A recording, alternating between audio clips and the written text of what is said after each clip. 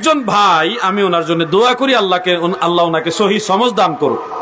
তিনি বলেছেন 40 জিয়াফত করা হারাম এবং 40 জিয়াফতের খাবার এটা শুয়োরের গোশতের মতো হারাম না। থামেন আপনি, আলাউদ্দিন জিহাদ ইসলামের দলিল না, থামেন না, শুনবো না।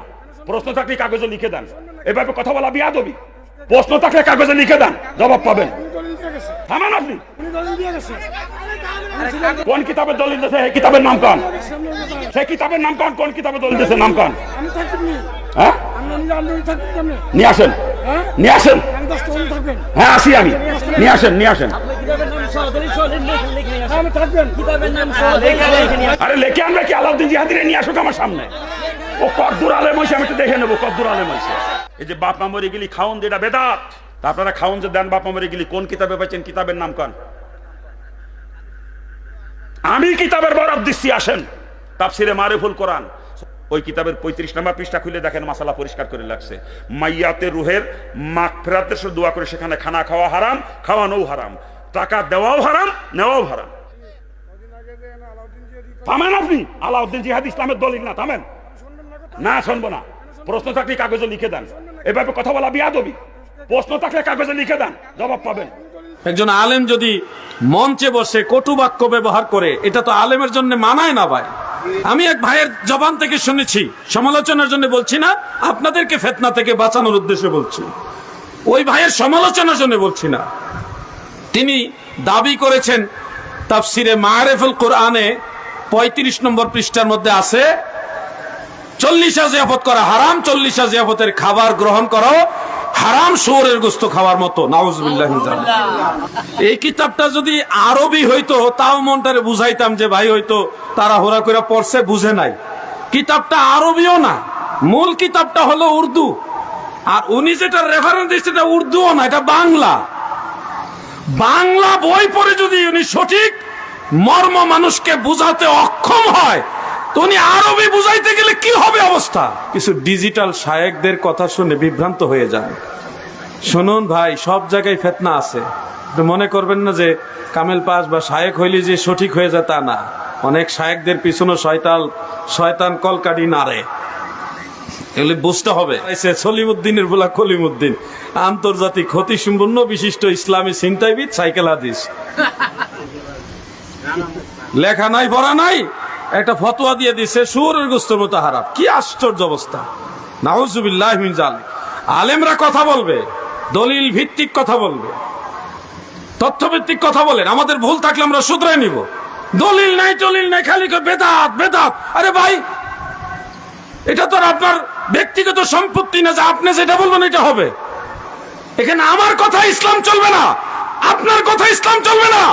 ইসলাম চলবে কোরআন হাদিস ইজমা কিয়াস দ্বারা, ঠিক না বেঠে? কোরআন হাদিসের অনেক বিষয় দাদু বলতে গেলে তো বলতে কথা আসে যায়। এই পয়েন্টগুলি আমি অতীতেও বহু জায়গায় বলেছি।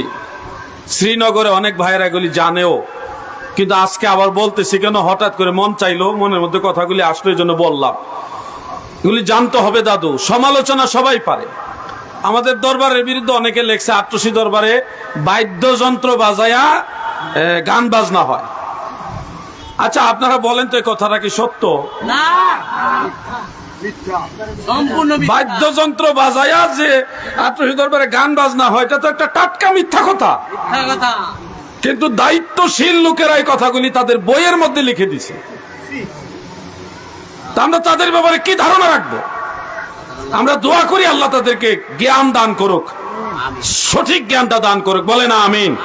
কষ্ট হইতেছে আপনাদের বেশি, একটু জিকির করেন লা ইলাহা ইল্লাল্লাহ, জোরে হবে লা ইলাহা ইল্লাল্লাহ, জিকির করেন না লা ইলাহা ইল্লাল্লাহ, লা ইলাহা ইল্লাল্লাহ, লা ইলাহা ইল্লাল্লাহ, মুহাম্মদ রাসূলুল্লাহ, হাসবি রাব্বি জাল্লাল্লাহ, মা ফি কলবি গায়রুল্লাহ, পুর নূর মুহাম্মদ সাল্লাল্লাহ, লা ইলাহা ইল্লাল্লাহ, লা মহব্বতে পড়েন, লা ইলাহা ইল্লাল্লাহ, লা ইলাহা ইল্লাল্লাহ, লা ইলাহা ইল্লাল্লাহ, লা ইলাহা ইল্লাল্লাহ মুহাম্মদ রাসূলুল্লাহ সাল্লাল্লাহু আলাইহি ওয়াসাল্লাম। আমার দাদু ভাইরা, আরেকটা কথা বলি, আপনার আবার বহু মানুষ বহু দৃষ্টিভঙ্গি, গামছাটা সামনে দিয়েছি, এটা হলো আপনাদের সবাই তো আমার মই মুরব্বী, এখানে বয়সে বড়, তরিকাও বড়, তো আমি সবার সামনে পা দুইটা বাইর করে রাখতে আমার খারাপ লাগে, বিধায় আমি গামছাতে পা ঢেকে রাখছি। এটা আবার অন্য মনে করেন না যে আট্রসির আবার কি এখানে কি সালাম টালাম দিল নাকি, এরকম আর মনে করেন না, কিন্তু এটা আপনাদের প্রতি আমি সম্মান প্রদর্শন করতেছি। দাদু ভাই আমার, দিলের কান লাগায় শোনেন, একটা বিষয় বলতেই হয়, 40 জিয়াফত, আজকে তো 40 উপলক্ষে মাহফিল, এটুকু একটু বলেই আমি আলোচনা শেষ করব। 40 বা ইসালে সওয়াব বা ফাতেহা অনুষ্ঠান, এটা আমরা সুন্নি তরিকতপন্থীরা করি, অনেকে করেন না। যারা করেন না এটা তাদের ব্যক্তিগত ব্যাপার, তাদের ব্যাপারে আমাদের আক্রমণাত্মক কোনো কথা নেই। আমরা কেন করি এটা বোঝানোর জন্য আমি দুই একটা কথা বলবো। আমরা এটা কেন করি বা ইসলামী শরিয়া দৃষ্টিতে এটা করা উচিত কিনা, এটা আমাদের একটু জানা দরকার। দাদু ভাই আমার, 40 জিয়াফত বা ফাতেহা, চেহলাম, কলমাখানি, বিভিন্ন এলাকা বিভিন্ন নাম, এগুলি করার জন্য 40 দিনেই করতে হয় এমন কোনো শর্ত নেই। আপনি চাইলে 39 দিনে করতে পারেন, 41 দিনও করতে পারেন, 38 দিনে করতে পারেন, 30 দিনে করতে পারেন, আপনাদের ইচ্ছা। তবে মানুষ 40 দিনে অনেকে করে থাকে। কেন করে থাকে এটা আমি পরে ব্যাখ্যা দিব। তবে যেই কাজটা আমরা করি, এই কাজটা আমাদের কারো বানানো নয়, এটা মদিনাওয়ালা এবং সাহাবাই কেরামের কাছ থেকেই আসছে। আলহামদুলিল্লাহ বলে। আমরা কি করে থাকি, মানুষ মারা গেলে, যেমন আমাদের মিলন সাহেবের আব্বাজান ইন্তেকাল হয়ে গেছে, সন্তান হিসেবে চিন্তা করেছে, আমাদের আল্লাহ তৌফিক যতটুকু দিয়েছে ওই তৌফিক অনুযায়ী গ্রামের ময় মুরব্বী, নামাজি, ফরহেজগার, মুসল্লি যারা আছে, গরিব মিসকিন যারা আছে, আলেম ওলামা যারা আছে, তাদেরকে কিছুটা মেহমানদারি করব, তারা এসে আমার বাবার জন্য দোয়া করে যাবে। সন্তান হিসেবে আমরা তো সব সময় দোয়া করি, এটা তো আমাদের হক, আমরা করতেই হয়, করব, সব সময় করব। কিন্তু এটার অর্থ এই না যে আর কারো দোয়া লাগবে না। আমরা তো দোয়া করি, সাথে আরো 10 ভাইয়ের দোয়া যদি আমার বাবাই পায়, আমার আল্লাহ আমার বাবার সম্মান আখিরাতে বাড়াইবো। এই হলো সন্তান হিসেবে তিনাদের থিওরির চিন্তা। শোনো হে শ্রীনগরের মুমিন মুসলমান, আমরা যে কাজগুলি করি এর মধ্যে বিশেষ করে কোরআন তেলাওয়াত আছে, বিভিন্ন সূরা, কিরাত, তাসবিহ, তাহলিল, জিকির, আজকার, দুরূদ শরীফ, এগুলি পাঠ করি। আজকে অনেক জিকিরও হয়েছে, দুরূদও হয়েছে, ফাতিহা শরীফ হয়েছে, অনেক ধরনের নেক আমল হয়েছে, ইনশাআল্লাহ আরো হতে থাকবে। ওয়াজ নসিহত এটা একটা ইবাদত। এই যে নেক আমল হচ্ছে, এই ধরনের নেক আমল করা, পাশাপাশি তৌফিক অনুযায়ী কিছু খাদ্য সামগ্রী, ইতআমুত তাআম, মানুষকে খাবার পরিবেশন করা, এই সবগুলি কাজ রাসূল পাকের সহিহ হাদিস থেকে প্রমাণিত। সবগুলি কাজ করা আল্লাহ রসুলের সহিহ হাদিস থেকে প্রমাণিত। আমি একটা একটা করে ব্যাখ্যা দিব, মনে রাখবেন। সবগুলি কাজ এক হাদিসে পাবেন না, বিভিন্ন হাদিস থেকে সবগুলি কাজ প্রমাণিত হয়েছে। আপনি যদি বলেন এক হাদিসে সব খুঁজেন, তাহলে হবে না। এক হাদিস দিয়ে পুরো নামাজটাও আপনি প্রমাণ করতে পারবেন না। বিভিন্ন হাদিস থেকে নামাজের শুরু থেকে শেষ পর্যন্ত আহকাম, আরকান, তারপরে সুন্নত, ওয়াজিব, মুস্তাহাব, সবগুলি মাসালা কিন্তু বিভিন্ন হাদিস থেকে আসছে। আপনি একটা হাদিস দিয়ে পুরো নামাজ পাবেন না। ঠিক তেমনি ভাবে 40 জিয়াফতে যেটা করা হয়, প্রত্যেকটা আমল বিভিন্ন হাদিস থেকে প্রমাণিত হয়েছে, সহিহ হাদিস থেকে। একটা হাদিস থেকে খোঁজা মানে বুকামি, অজ্ঞতা। আমি একটা হাদিস প্রথমে শোনাই। সিহাহ সিত্তার অন্যতম কিতাব সুনানুন নাসাই শরীফের মধ্যে উল্লেখ, মুজামুল কাবীর লিতাবারানির মধ্যে উল্লেখ, হাদিসের সনদের মান সহিহ, হযরতে সাদ ইবনে উবাদা রাদিয়াল্লাহু আনহু থেকে বর্ণিত। তিনার আম্মা জান ইন্তেকাল করেছেন, করার পরে তিনি আল্লাহ রাসূলের দরবারে গেলেন। দয়াল নবীজির কাছে গিয়ে বলেন, ইয়া রাসূলুল্লাহি ইন্না উম্মা সাদিন মাতাত। নবী গো, সাদের মা মারা গেছে, মানে আমার আম্মা জান মারা গেছে, দাফন কাফন হয়ে গেছে। ইয়া রাসূলুল্লাহ ফাআইয়ু সাদাকাতি আফদালু, আমার মায়ের জন্য কোন সাদাকাটা সবচেয়ে বেশি উত্তম হবে? ওই সময়ের দরকার অনুযায়ী নবীজি বললেন, ফাকাল আল মাউ, তোমার মায়ের জন্য পানি সাদাকা করো, এটাই সর্বোত্তম হবে। কারণ আরব দেশে পানির বড় দাম, পানির বড় অভাব, যারা গেছেন তারা জানেন। নবীজি যখন বললেন পানির কথা, ফাহাফারাল বিইরা, তিনি একটা কুয়া খনন করলেন, নিজের টাকা খরচ করে কুয়া খনন করলেন। আজ থেকে 30-40 বছর আগেও বাংলাদেশে কুয়ার পানি খাওয়া হইতো। টিউবওয়েলের সংখ্যা কম ছিল, আমিও ছোটবেলা দেখেছি টিউবওয়েল কম ছিল। একবারে টিউবওয়েল দিয়া 3-4 বাড়ি চলতো, এমনও দেখা গেছে 1 গ্রাম চলতো। তো বাংলাদেশে যেটা নদীমাতৃক দেশ, পানির দেশ, সেখানে 30 বছর আগে 40 বছর আগে আপনি পানির অভাব, মানুষ 1 টিউবওয়েল 2 টিউবওয়েল দিয়ে পুরা গ্রাম চলতো। আর সেখানে 1400-1450 বছর আগে মরুভূমির দেশ আরব দেশের কি অবস্থা ছিল একটু চিন্তা করলেই বুঝবেন আপনারা। নবীজিকে বলা হল, ইয়া রাসূলুল্লাহ, আমার মায়ের জন্য কোন সাদাকাটা সর্বোত্তম হবে? দয়াল নবীজি বললেন, তোমার মায়ের জন্য সবচেয়ে উত্তম সাদাকা সেটা হলো পানি। নিজের টাকা খরচ করে ফাহাফারাল বিইরা, তিনি একটা কুয়া খনন করলেন। বীর মানে কুয়া। ওয়াকাল হাযিহি লিউম্মি সাদ, কুয়া খনন করে বললেন, এই কুয়া সাদের মায়ের জন্য দান করে দিলাম, বিনা পয়সায় বিনা মূল্যে তোমরা এই পানি পান করো। এই উসিলায় যেন আমার মা কবর জগতে আল্লাহর রহমতে ভালো থাকে। সুবহানাল্লাহ।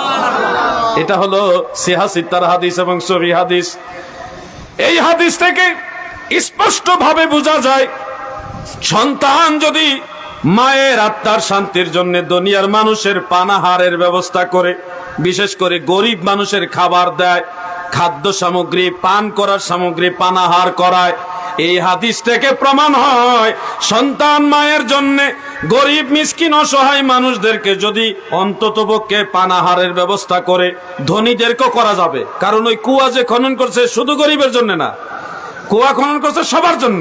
অতএব ধনী গরিব সবার জন্যই যার যার তৌফিক অনুযায়ী মায়ের আত্মার শান্তির জন্য যদি পানাহারের ব্যবস্থা হয়, রাসূলের সহিহ হাদিস দ্বারা প্রমাণ হয়, সেটা নিঃসন্দেহে উত্তম কাজ, জায়েজ। সুবহানাল্লাহ বলেন।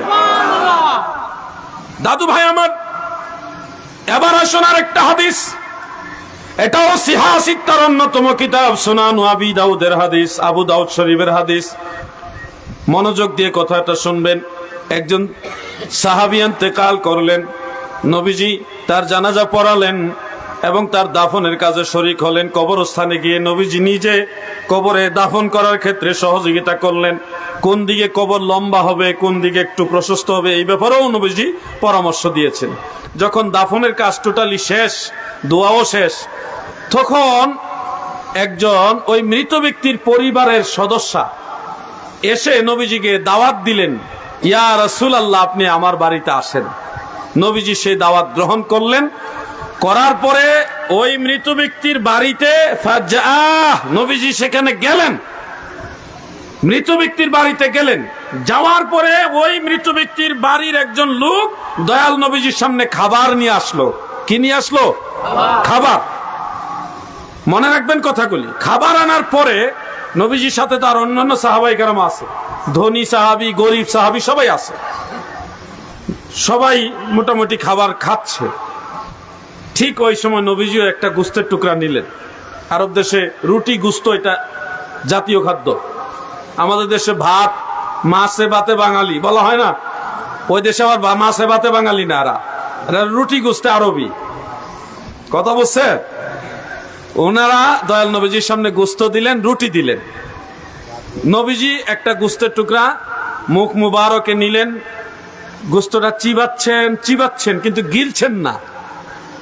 আশেপাশে কয়েকজন মুরব্বী বয়োজ্যেষ্ঠ, ওনারা এই দৃশ্যটা ফলো করতেছে, দয়াল নবীজি সাবাইতেছে কিন্তু খায় না কে, এবং বলেই ফেললেন, ইয়া রাসূলুল্লাহ, নবী গো, গোস্ত চিবাচ্ছেন কিন্তু খাচ্ছেন না কেন ইয়া রাসূলুল্লাহ? দয়াল নবীজি তখন উল্টা প্রশ্ন করলেন, গোস্ত কোথা থেকে আনা হয়েছে? দেখেন এলমে গায়েবে, আল্লাহ রাসূলের এলমে গায়েব। গোস্ত কোথা থেকে আনছো? তখন তারা হুড়া করে বাড়িওয়ালার পক্ষ থেকে একজন এসে বললেন, ইয়া রাসূলুল্লাহ, এটা একটা বকরির গোস্ত, বাজারে গিয়েছিলাম বকরি ক্রয় করার জন্য, কিন্তু বকরি পেলাম না, বাজারে সব বকরি বিক্রি হয়ে গেছে। খবর পেলাম আমার প্রতিবেশী একজন ওই বাজার থেকে একটা বকরি কিনে আনছে। আমি তার বাড়িতে গেলাম, গিয়ে ওই লোককে অনুরোধ করলাম যে আমার বাড়িতে আজকে একটা ছোট অনুষ্ঠান, বকরি ক্রয় করার জন্য পাই নাই, তোমারটা দিয়ে দাও। যেই টাকার তুমি এই বকরি ক্রয় করেছো ওই টাকা আমি তোমাকে দিয়ে দেব। কিন্তু যেই লোকে এই বকরির মালিক সে বাড়িতে নাই, আরেকজন, তার বাড়ির আরেকজন এই বকরি সব বাড়িতে আছে। সে বলতেছে মালিক তো বাড়িতে নাই। তা আমি, ঠিক আছে আপনার দরকারের যেহেতু আপনি প্রতিবেশী দিয়ে দিলাম, ওই যে কিনছে উনি বাড়িতে আসলে টাকাটা দিয়ে দিন। উনি ওই শর্তে টাকা দেয় নাই, লেনদেন এখনো কমপ্লিট হয় নাই। এই জন্যে হালাল, সবই হালাল, কিন্তু নবীর জন্য হাশিমি যারা, সৈয়দ যারা, তাদের জন্য সদকা খাওয়া হালাল না। মনে রাখবেন, যাকাত, ফিতরা, সদকা নবীর বংশের জন্য হালাল না। আমরা জন্য গরিব মিসকিন বা আমরা ধনী হইল আমাদের জন্য হালাল, কারণ আমরা সৈয়দ না, আওলাদে রাসূল না, আমরা হাশিমি না। বন্ধুরা আমার, ওই গোস্ত রান্না করছে, কোন গোস্ত? যেই বকরি এখনো ক্রয় বিক্রয় লেনদেন হয় নাই, এটা সৎকার কাতারে রয়ে গেছে। এখন নবীজিটা মুখ থেকে বের করে দিয়ে বললেন, যারা একেবারে নেহায়েত গরিব তাদেরকে এটা খাওয়ায়া দাও। আল্লাহ রাসূল এটা খাইলেন না। এই ঘটনাটা আবু দাউদ শরীফ বললেন। এখান থেকে আমরা কয়েকটা মাসালা শিখতে পারি। এক নম্বর, একটা শিখে ফেললাম যে নবীর বংশের জন্য সদকা খাওয়া জায়েজ নাই। খালি নামে সৈয়দ, অনেক ভেজাল সৈয়দও আছে। অরিজিনাল যারা সৈয়দ, নবীর বংশ হাশিমি, তাদের জন্য সদকা খাওয়া হারাম। সদকা খাওয়া কি হারাম, কিন্তু তারা হাদিয়া নিতে পারবে, হাদিয়া খাইতে পারবে। দুই নম্বর মাসালা হলো, ক্রয় বিক্রয় সম্পাদন হওয়ার আগ পর্যন্ত এটা সদকার কাতারে থেকে যায়, সম্মতির মাঝখানে। সম্পাদন হইলে এটা পূর্ণাঙ্গভাবে হালাল হবে সবার জন্য। তিন নম্বর মাসআলা, যেটা আমি বোঝানোর জন্য হাদিসটা আপনাদের শোনালাম, তিন নম্বর মাসআলা হলো, মৃত ব্যক্তির বাড়িতে যদি দাওয়াত দেওয়া হয়, সেই দাওয়াতে যাওয়া, যেহেতু নবীজি গেছেন, এবং যদি হালাল খাদ্য দেওয়া হয়, নবীজি মুখ পর্যন্ত খাবার নিছে, সদকা বিদায় খায় নাই। সদকা যদি না হইতো তাহলে মুখে নিছে আর ভালাই নে খায় নিতেন। সদকা হতে খান নাই, সদকা না হলে নবীজি নিশ্চয়ই খেতেন। এখান থেকে বোঝা যায়, মৃত ব্যক্তির বাড়িতে যদি হালাল খাদ্য দেওয়া হয়, ওই খাদ্য গ্রহণ করাও আল্লাহ রসুলের সহিহ হাদিস দ্বারা প্রমাণিত যায়। সুবহানাল্লাহ। আগেরটাও সিহাসিত্তার হাদিস, এখনেরটাও সিহাসিত্তার হাদিস, সহিহ হাদিস। এবার আসেন ইমাম বুখারীর উস্তাদের হাদিস। ইমাম বুখারীর উস্তাদের বর্ণিত হাদিস, ইমাম আহমদ বিন হাম্বল রাহমাতুল্লাহ আলাইহির কিতাবুজ জুহুদের মধ্যে হাদিসটা উল্লেখ, এবং হিলিয়াতুল আউলিয়ার মধ্যে ইমাম আবু নুআইম ইসফাহানি রাহমাতুল্লাহ আলাইহি তিনিও হাদিসটা আনছেন। হাফেজ জালালউদ্দিন সুয়ুতি রাহমাতুল্লাহ আলাইহি, যিনি 2 লক্ষ হাদিসের সনদ মুখস্থ জানতেন, মানে মুজাদ্দিদ ছিলেন, মুজতাহিদ ছিলেন, এবং যুগের ইমাম ছিলেন, হাফিজুল হাদিস ছিলেন। তিনি আল হাবিলিল ফাতাওয়া সেই কিতাবের মধ্যে এই হাদিসটা উল্লেখ করেছেন। হাদিসটা হলো, ইন্নাল মাউতা ইফতানুনা ফি কুবুরিহিম সাবআ ফাকানু ইস্তাহিব্বুনা আন ইউতআমা আনহুম তিলকাল আইয়াম। মানুষ যখন মারা যায়, ওই মৃত ব্যক্তি কবরের মধ্যে প্রথম 7 দিন বেশি ফিতনার মধ্যে থাকে, মানে বেশি কষ্টে থাকে। ইন্নাল মাউতা, নিশ্চয়ই মৃত ব্যক্তি, ইউফতানুনা, ফিতনার মধ্যে থাকে, ফি কুবুরিহিম, তাদের কবরের মধ্যে, সাবা মানে 7 দিন, 7 দিন কবরের মধ্যে খুব বেশি কষ্টে থাকে মৃত ব্যক্তিরা, তাদের যার যার আমল অনুযায়ী। ফাকানু ইস্তাহিবুনা আন ইউতআমা আনহুম তিলকাল আইয়াম, আল্লাহ রাসূলের সাহাবী যারা ছিল তিনারা এই 7 দিনের 7 দিনই ওই মৃত ব্যক্তির আত্মার শান্তির জন্য আইয়ুতআমা আনহুম তিলকাল আইয়াম, এই 7 দিনের 7 দিনই ওই মৃত ব্যক্তির আত্মার শান্তির জন্য সাহাবায়ে কেরাম মানুষকে খাবার খাওয়াইতো। সুবহানাল্লাহ। আমরা খাওয়াই একদিন, সাহাবায়ে কেরাম খাওয়াইছে 7 দিন। এতে রুটি গোস্ত খাওয়া আর খেজুর খাওয়া খাওয়াইছে, তো কি খাওয়াইছে হাদিসে এটা উল্লেখ নাই, উল্লেখ আছে তিনারা খাওয়াইছে। অতএব এইটাও সহিহ হাদিস। ইমাম জালালউদ্দিন সুয়ুতি রাহিমাহুল্লাহ বলেছেন উসুলে হাদিসের মানদণ্ডে এই হাদিস সহিহ এবং মারফু। উনার এই মানদণ্ড, এই উসুলের এই প্রমাণ করার জন্য উনি অনেকগুলি কায়দা সেখানে উল্লেখ করেছেন। যারা কিতাবটা পড়েছেন নিশ্চয়ই তারা জানেন। যে কিতাব পড়ে নাই তারে আমি এখন হদা বুঝাইলে কোনো কাজ হইতো না। একটু লেখাপড়া করলে সে আমার চেয়ে তারা ভালো জানতে পারে। দাদু ভাই আমার গভীরভাবে মনোযোগ দিয়ে শুনবেন। এখানেও আমরা জানলাম যে মানুষ মারা গেলে তাদের আত্মার শান্তির জন্য দুনিয়ার মানুষদেরকে মেহমানদারি করা এটা বেদাত নয়, ইবাদত। ইমাম জালালউদ্দিন সুয়ুতি রাহমাতুল্লাহ আলাইহি এই ধরনের ইতামুত তাআম লিল মাইয়িত, এই ধরনের অনুষ্ঠানকে বলেছেন মুস্তাহাব, মানে সওয়াবের কাজ। সুবহানাল্লাহ বলেন। বন্ধুরা আমার, আমি একটা কথাও বানায় বলছি না। আটরশি দরবারে যাই বলে মনে করেন না যে লেখাপড়া একবারই করি না। আলহামদুলিল্লাহ, আল্লাহ তাআলার অশেষ দয়ায়, দয়াল নবীজির উসিলায়, আমার পীর ও মুর্শিদের উসিলায়, সমস্ত আউলিয়ায়ে কেরামের উসিলায় টুকটাক কিছু লেখাপড়া করার চেষ্টা করি। সবসময় চেষ্টা করি কিছু না কিছু পড়ার, জানার। আমি বলছি না যে সব আমি জানি, কিন্তু চেষ্টা করি জানা। দাদু ভাই আমার, হ্যাঁ আরো অনেক দলিল আছে। আমি সব দলিল বলতে গেলে এখানে আরো অনেক ওয়াজ আছে। এই ব্যাপারে একটা কিতাব আছে আমার লেখা, যদি প্রয়োজন মনে হয় জাকের বারে কিতাবটা সংগ্রহ করে রেখে দেন, 100 টাকা হাদিয়া। আজকে আছে কিনা আমি জানি না। মাহবুব আছে? আছে, কিতাবটা আছে, এটা রেখে দিবেন। জাকের ভাইরা সন্তানদের জন্য, প্রতিবেশীদের জন্য, যাদের জন্য দরকার মনে করেন তাদের জন্য একটা একটা বই গিফট দিবেন। আমার যদি তৌফিক থাকতো আমি সবাইকে দিতাম, কিন্তু আলহামদুলিল্লাহ দেই, অনেককেই দেই, কিন্তু সবাইকে দেওয়ার তৌফিক আমার নেই। একজন ভাই, আমি ওনার জন্য দোয়া করি আল্লাহ ওনাকে সহি সমঝ দান করুক। তিনি বলেছেন 40টা জিয়াফত করা হারাম এবং 40টা জিয়াফতের খাবার এটা শুয়োরের গোশতের মতো হারাম। নাউজুবিল্লাহ। কথা বলান, সবাই কথা বলেন, কিন্তু কথাগুলি দলিল ভিত্তিক এবং শালীনতার সাথে বলা আমাদের উচিত। এমন ভাবে কথা বলা উচিত না যেটা আলেমের ভাষা হয় না। শুনেন, জবান দিয়েছে আল্লাহ, এই জবান দিয়ে আমরা মানুষের প্রতি ভালো, সুন্দর, উত্তম বাক্য বলার চেষ্টা করব। একজন আলেম যদি মঞ্চে বসে কটু বাক্য ব্যবহার করে, এটা তো আলেমের জন্য মানায় না ভাই। আমি মাইক ছাড়া একটা কথা বলি, যদি আমি হাস্যচ্ছলেও বলি যে বদমাইশের দলেরা, মহব্বত করি কষি ঠেলার চুটে, কিন্তু এটা কি আমার মুখে মানাবে? না। যারা আমার শ্রোতা তারা আলেম আছে, আবেদ আছে, নামাজি আছে, তাহাজ্জুদ নামাজি আছে, ব্যবসায়ী আছে, আবার চাকরিজীবী আছে, স্টুডেন্টস আছে, ছাত্রছাত্রী আছে, মহিলা মা বোনেরা আছে, অনেক জ্ঞানীগুণী আছে, অনেক খারাপ মানুষ আছে।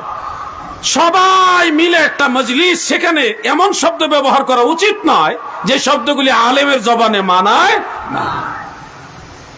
আপনি বুঝানোর মালিক, বুঝান। আমাদের ভুল থাকলে আমরা শুধরাই নিব। কেন শুধরাবো না? এটা তো আমাদের দল না, আমাদের তরিকা না। আমরা মদিনাওয়ালার তরিকার লোক। ভুল হলে শুধরে নেব, কিন্তু আপনি সেটা ওইভাবে বলবেন। আমি এক ভাইয়ের জবান থেকে শুনেছি, সমালোচনার জন্য বলছি না, আপনাদেরকে ফিতনা থেকে বাঁচানোর উদ্দেশ্যে বলছি। ওই ভাইয়ের সমালোচনার জন্য বলছি না।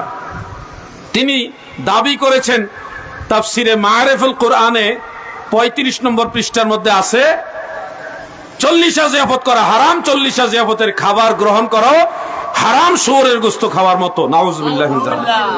তিনি বাংলা তাফসিরে মারিফুল কোরআনের রেফারেন্স দিয়েছেন, যেটা সৌদি আরব থেকে বাংলা অনুবাদ করে ফ্রি বিতরণ করেছেন বিনামূল্যে। ওটা আপনাদের এলাকায় অনেকের কাছে থাকতে পারে। 35 নম্বর পৃষ্ঠা খুলে দেখবেন, ওখানে লেখা আছে কেউ যদি কোরআন খতম করে এবং এই কোরআন খতমের বিনিময়ে টাকা চায়, কথা মনে রাখবেন, বিনিময়ে যদি টাকা চায়, আমি এক খতম করে দিলাম, এর বিনিময়ে আমাকে এই টাকা দিতে হবে, ওইটাকে বলা হয়েছে হারাম। 40 জিয়াফতের কোনো কথা ওখানে নাই। কিতাবে আছে এক মাসালা, আর উনি লাগাইছেন আরেক মাসালায়, যে চাচার কবর এক জায়গায়, চাচি কান্দে আরেক জায়গায়। এই কিতাবটা যদি আরবি হইতো তাও মনটারে বুঝাইতাম যে ভাই হয়তো তারা হোরা করে পড়ছে, বুঝে নাই। কিতাবটা আরবিও না, মূল কিতাবটা হলো উর্দু, আর উনি যেটা রেফারেন্স দিচ্ছে এটা উর্দুও না, এটা বাংলা। বাংলা বই পড়ে যদি উনি সঠিক মর্ম মানুষকে বুঝাতে অক্ষম হয়, তো উনি আরবি বুঝাইতে গেলে কি হবে অবস্থা? আমি বলছি না যে আমার কথাটা এখন থেকে মেনে নেন, প্রয়োজনে যাচাই করেন, প্লিজ যাচাই করুন। আমার সহযোগিতা লাগলে আমি হেল্প করবো আপনাকে ইনশাআল্লাহ। আমাদের কাছে আলহামদুলিল্লাহ কিতাব আছে, এখানে অনেকের কাছে থাকতে পারে। দেখেন, জানার চেষ্টা করেন। আমরা এটাকে ফরজ বলি না, আমরা এটাকে মুস্তাহাব বলি, সওয়াবের কাজ। যারা আয়োজন করবে তাদেরও সওয়াব হবে, যে মানুষের জন্য আয়োজন করা হবে তারাও উপকৃত হবে। এগুলির দ্বারা মানুষের কবরের আযাব লাঘব হয়, কবরে আযাব কমে, আল্লাহ বান্দাদেরকে মাফ করে। ইমাম বাইহাকি রাহমাতুল্লাহ আলাইহি শুআবুল ঈমানের মধ্যে একখানা হাদিস উল্লেখ করেন, যেটা কানজুল উম্মাল সহ জামিউল আহাদিস ইমাম সুয়ুতি উল্লেখ করেছেন। আমার দয়াল নবীজি বলেন, ইন্নাল মাউতা ফি কবরিহিম ইন্নাল মাউতা ফি কবরিহিম কাল গারিকু ফিল বাহর আও কামা ক্বালা আলাইহিস সালাতু ওয়াস সালাম। আল্লাহর হাবিব বলেন, মানুষ কবরের মধ্যে, মৃত ব্যক্তি কবরের মধ্যে ওইভাবেই থাকে যেইভাবে একজন ডুবন্ত ব্যক্তি সাগরের মাঝে থাকে। জাহাজ থেকে একটা লোক সাগরে পড়ে গেছে, কিন্তু জাহাজ তো চলে গেছে, ওই লোকটা পানির উপরে 2 হাত 2 পা দিয়ে এইভাবে নাড়াচাড়া করে আর নাক দিয়ে বারবার নিঃশ্বাস নিয়ে বাঁচার চেষ্টা করে। সামনে তাকায় পানি আর পানি, ডাইনে বামেও পানি, পিছনেও পানি, যেদিকে তাকায় ওদিকে পানি আর পানি। এই কঠিন সাগরে, অকল সাগরের মাঝে 2টা হাত আর 2টা পা এইভাবে নাড়াচ্ছে আর বাঁচার জন্য নিঃশ্বাস নিতেছে। আল্লাহ রসুল বলেন, মানুষ মারা গেলে কবর জগতে এই রকম বিপদের মধ্যে থাকে। ওই ডুবন্ত ব্যক্তিকে যদি একটা কলা গাছ বা কিছু একটা দেওয়া হয়, ওটা পেলে যেমনি ভাবে সে আনন্দিত হয়, পৃথিবী থেকে ওই মৃত ব্যক্তির ভাই, বাবা, সন্তান, আপনজন, প্রতিবেশী যদি তার জন্য একটু দোয়ার আয়োজন করে, ওই মৃত ব্যক্তি কবরের মধ্যে সে বেশি উপকৃত হয়। দাদু ভাই আমার, এই জন্য যখন সুযোগ হয়, নামাজের পরে, ফরজ নামাজ হোক, নফল নামাজ হোক, সুযোগ পাইলেই মা বাবার জন্য দোয়া করবেন, ফাতিহা শরীফ পরে দোয়া করবেন, অন্যান্য বন্দেগী করে সুযোগ হলে মা বাবার জন্য দোয়া করবেন। আমার আল্লাহ মা বাবার জন্য বেশি বেশি দোয়া করার তৌফিক দান করেন, বলেন আমিন। একটা কথা না বললেই না হয়, এই কথাটা যুবকদের উদ্দেশ্যে।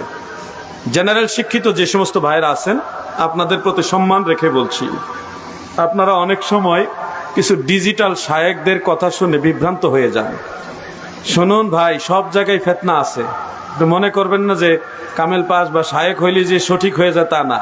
অনেক শায়েখদের পিছনে শয়তান কলকাঠি নাড়ে, এগুলি বুঝতে হবে। একজন শায়েখ বলছে যে বুখারী শরীফের মধ্যে আছে, আল মাইয়িতু ইউআজ্জাবু ফি কবরিহি। একজন মৃত ব্যক্তিকে কবরের মধ্যে ইউআজ্জাবু, আযাব দেওয়া হয়, কবরের মধ্যে আযাব দেওয়া হয়, বিমা নিহা আলাইহি, যদি তার জন্য নিয়াহাত করা হয়। নিয়াহাত মানে আপনারা আরবি বাংলা ডিকশনারি দেখবেন, বলবেন আমরা ডিকশনারি পাবো কো? ভাই ডিকশনারি পাওয়া লাগবে না। যুবক ভাইরা তোমরা গুগলে ঢুকো, প্লে স্টোরে ঢুকো, ওখানে তোমরা ডিকশনারি পাবা। তোমরা লেখো আন্নিয়াহাতু, আলিফ লাম দিলেও পারেন, বা নুন ইয়া আলিফ হাত গুলতা, নিয়াহাতুন, বানানটা সব বলে দিলাম। আলিফ লাম থাকলে আলিফ লাম, নুন ইয়া আলিফ হা গুলতা। এই আন্নিয়াহাতু শব্দের বাংলা অর্থ আপনি দেখেন, ওটা অর্থ হলো বিলাপ করা, উচ্চস্বরে ক্রন্দন করা। দয়াল নবীজি বলেছেন, কেউ যদি মৃত ব্যক্তির জন্য বিলাপ করে, উচ্চস্বরে ক্রন্দন করে, যেমন ধরেন মারা গেলে অনেক সময় পুরুষ মহিলার শরীরের উপরে বাইরে বইন রে, খালু রে, খালা রে, চাষি রে, বেডার উপরে বেডি, বেডির উপরে বেডা, কোনো বাস বিচার থাকে না। একজন আজ শরীরের উপরে গিয়ে পড়তেছে আর চিল্লাইয়ে কাঁদতেছে, শরীরের বুকের মধ্যে এইভাবে আঘাত করতেছে, মাথায় আঘাত করতেছে, হঠাৎ করে জমিনে আছড়ে পড়ছে, বিভিন্ন অস্বাভাবিক আচরণ। এই আচরণগুলির সাথে উচ্চস্বরে ক্রন্দন, এটাকে বলা হয় নিয়াহাত, বিলাপ। এরকম দেখছেন না আপনারা? হয়তো আপনারা অনেকে করছেনও। এই ধরনের কাজ যারা মৃত ব্যক্তির জন্য করে, আল্লাহর হাবিব বলেছে তাদের জন্য কবরে আযাব দেওয়া হবে এই কাজের কারণে। হাদিস হলো বিলাপের, নিয়াহাতের, আর এটা নিয়ে লাগাইছে 40 জিয়াফতে। আমি আর কিভাবে বুঝাবো? হাদিস ভুল না, হাদিস বুঝার মধ্যে ভুল। আল্লাহ যেন আমার ভাইদের বুঝার মতো জ্ঞান দান করে, বলে না আমিন। পূর্বশ্রী আইমাই কেরাম যেটা মানতেন, পালন করতেন, সেটার বিরুদ্ধে নিয়ে দাঁড়াইছে সলিমুদ্দিনের বলা কলিমুদ্দিন, আন্তর্জাতিক ক্ষতি সম্পন্ন বিশিষ্ট ইসলামী চিন্তাবিদ, সাইকেল হাদিস, লেখা নাই পড়া নাই, একটা ফতোয়া দিয়ে দিছে সুরের গোস্তের মতো হারাম। কি আশ্চর্য অবস্থা! নাউজুবিল্লাহ মিন যালিক। আলেমরা কথা বলবে, দলিল ভিত্তিক কথা বলবে, তথ্যভিত্তিক কথা বলেন। আমাদের ভুল থাকলে আমরা শুধরাই নিব। দলিল নাই টলিল নাই, খালি বেদাত বেদাত। আরে ভাই, এটা তো আপনার ব্যক্তিগত সম্পত্তি না যে আপনি যেটা বলবেন এটা হবে। এখানে আমার কথা ইসলাম চলবে না, আপনার কথা ইসলাম চলবে না। ইসলাম চলবে কোরআন, হাদিস, ইজমা, কিয়াস দ্বারা। ঠিক না বেঠে? দলিল ভিত্তিক কথা বলেন। আমরা 40 দিনেই করতে হবে এটা সমর্থন করি না, আমাদের ইচ্ছা। আমরা যেদিন সুবিধা হয় সেদিন করব। এটা দিন তারিখ না করলে তো সবাই একসাথে হওয়া যায় না। আপনি যদি বলেন আমরা আব্বার জন্য একটা দোয়ার অনুষ্ঠান করব যে কোনো একদিন, তাহলে বলেন তো যে কোনো একদিন মানে কি সবাই একদিন এক জায়গায় সমবেত হওয়া সম্ভব না? এটা তারিখ তো করতে হবে, যে অমুক তারিখ আমরা দোয়ার অনুষ্ঠান সবাই উপস্থিত থাকবো।